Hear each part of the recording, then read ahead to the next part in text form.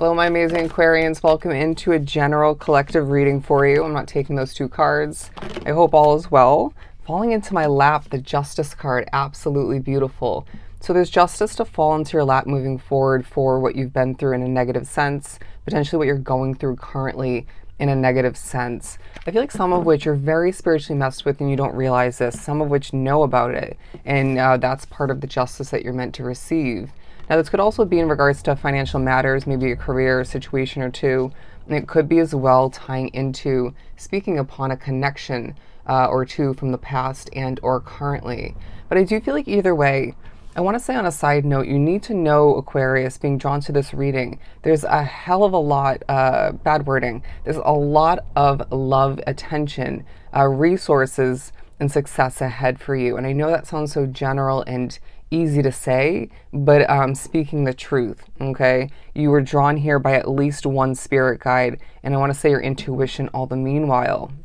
Now, the Ten of Swords and the Moon card, actually the Death and Rebirth card, as well as the Two of Wands, I do feel like you're going through what feels like a lot of epic change and development within your world. And this, for a lot, I feel could apply to a soul level within kind of developing and changing, whether it just is starting now, maybe following this reading, but for a lot it's continuing, rewinding back. But I do feel like there's a huge focus as well on what's changing outside of you, and at times how it's intertwining, connecting to how you're changing within. But it feels like this also is highlighting with the Two of Wands what you want, what you need, what you don't have, and also all the meanwhile, as I'm seeing the Nine of Pentacles and the Six of Pentacles, what you have in a positive, abundant sense, and what you're gaining all the meanwhile, and will more so moving forward, and part of which is justice, once again. But I do feel like you're not seeing your world completely 100% accurately, right? And that makes sense if you think about it. I was being drawn to the globe here. Because things are changing, and at times certain aspects of your world, say a spirit or two with a negative intention, or several, I'm hearing the word evil, or it could be other people's energy you're picking up on, or who you're attached to, connecting to, or having your world in general. It could be, say, that job, or it's just certain ups and downs, let's put it that way, pushing you to question what you already know, or pushing you into a state of slight, if not full, confusion, shifting on forward towards the Moon card and the Ten of Swords.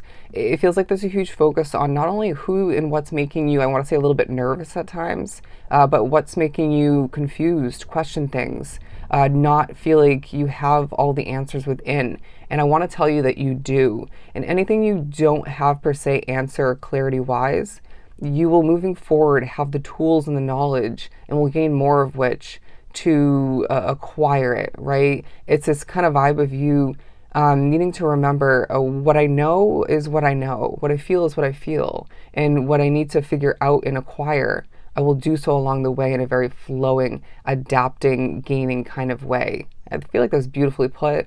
There's also going to be a focus on, okay, rich things. I'm feeling like cologne and perfume for some is key.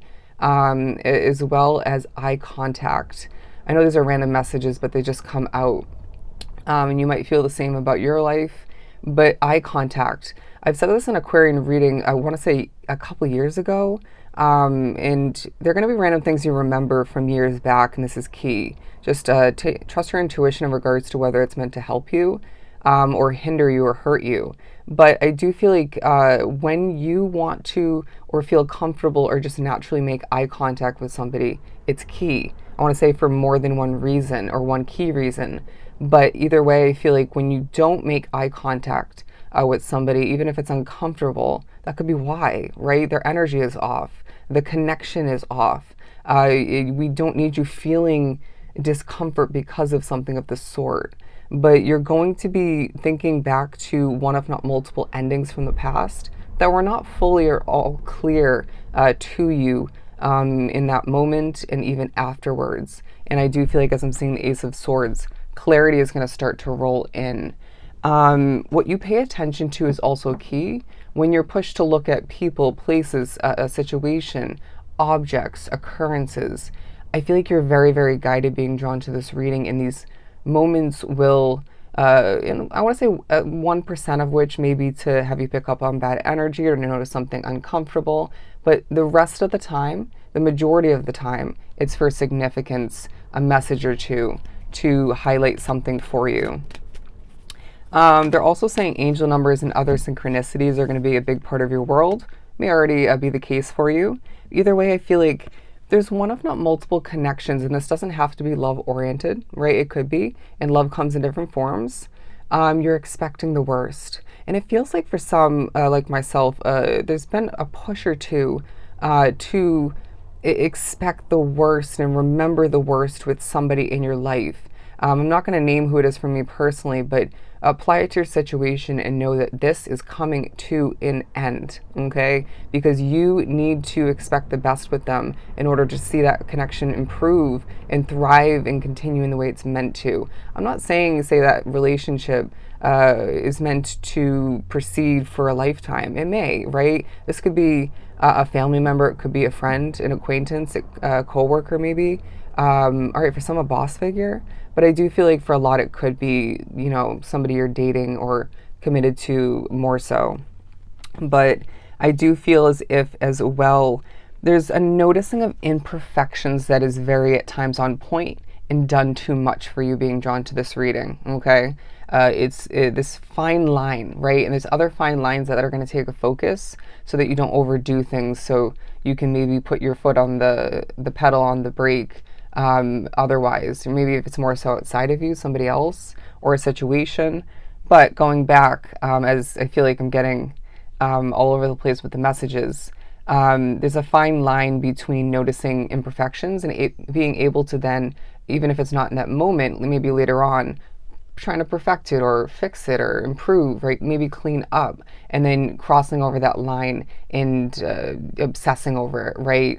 And maybe even focusing too much or in general on what's not meant to be yours to control or try to fix or clean up, right? I hope that came out correctly, but let's keep pulling. It wasn't this version of your reading, this attempt, but I did get in the beginning of the last one that waiting periods are going to feel very much dissipating from your world moving forward. Immediate answers, immediate acceptance, immediate growth and progress, right? Immediate gain coming to be, and immediate connecting.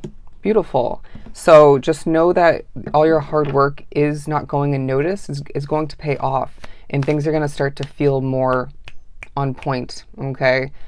Quicker, but at times quite slow as well, as far as your pace, as far as maybe the progression of certain connections. That can be a healthy thing, right? Ooh, the Ace of Swords.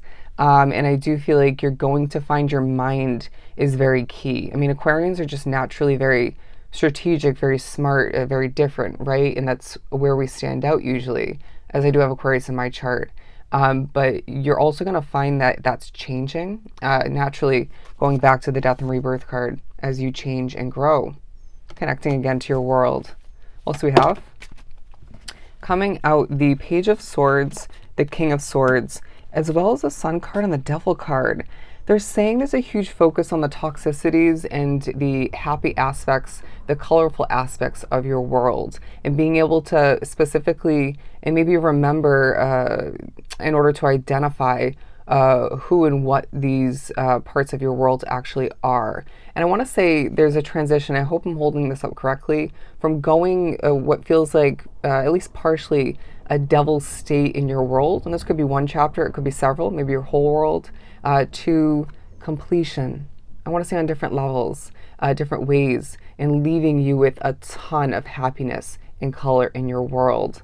But the King of Swords and the Page of Swords, because I feel like this is highlighting naturally the progression of you going from a learning student, if you will, an inexperienced Aquarius with a lot of other beautiful vibes and energies within your chart, to a very experienced, more mature, more wise individual and version, changing version of yourself. But they're saying at the same time, even in this King of Swords sort of energy, you have this natural ability at this point along your path to adapt. And when there's a need for you to be the student or to jump back into that role and take a seat, if you will, flow, but also to be the teacher, the leader that you're meant to be in this lifetime. And sometimes utilizing both at the same time, right? But I want to wrap up this reading by saying, as I see 1010 on the timestamp, you're meant for a lot of happiness, a lot of connecting, a lot of success moving forward, okay? As I get a little bit emotional, I hope this was truly helpful. Love and light.